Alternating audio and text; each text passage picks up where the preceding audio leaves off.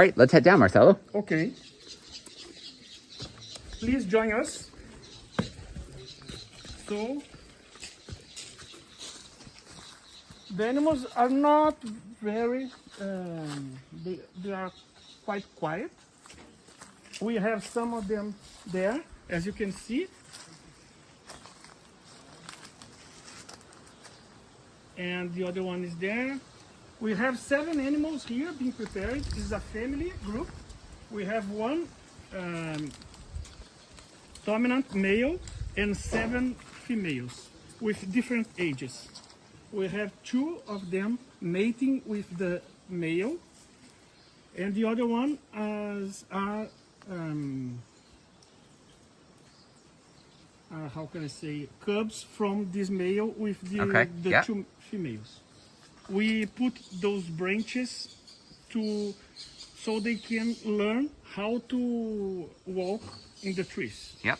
You put these things that are not very stable so they can learn how to shake in the trees, simulating that they are in a tree branch.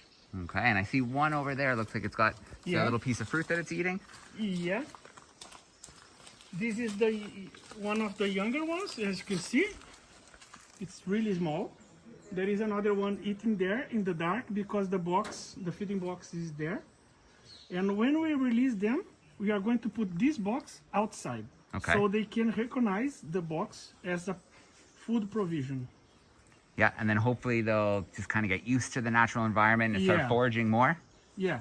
This is just to guarantee they will have enough food if they don't find the food in the wild. Yeah. All right. There we go. They're starting to figure it out that there's something over there. And we mix between commercial food and also natural food. Okay. As an extra, so they can learn how to find the food. Our hope is to have one big population of howler monkeys back to the Rio de Janeiro city.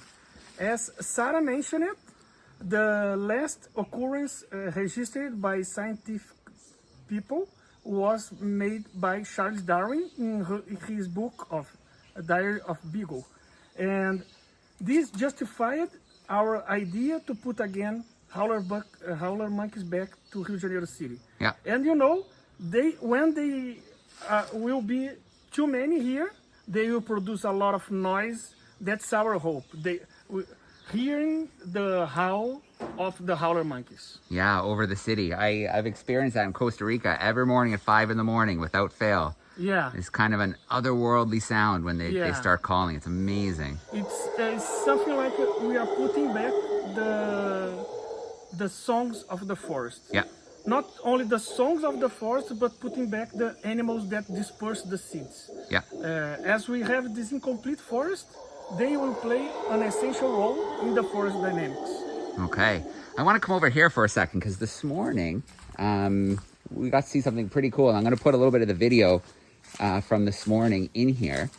We had someone climbing this tree with all the ropes and the gear. Yeah. Can you tell us what they were doing up there this morning? Why were they going up there? Why did they get all their ropes and gears and climb way up into the canopy?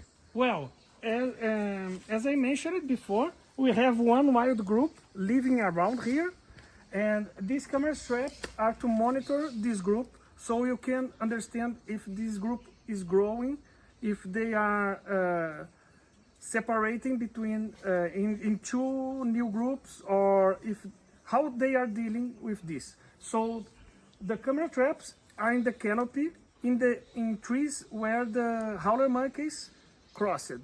Yeah. So we put in the exactly branch that we saw one howler monkey, and then we just got, we observed that during this morning, we got at least one occurrence of howler monkey here. So we can understand where they are and what they are doing, what time they are active, and what is the size of the group. Yeah. Yeah, very cool. It's really neat to see that little clip. The canopy of the rainforest is kind of one of the most unexplored places. There's tons of new species waiting to be found in the canopy. So those traps give us a real glimpse of of, you know, what we don't get to see.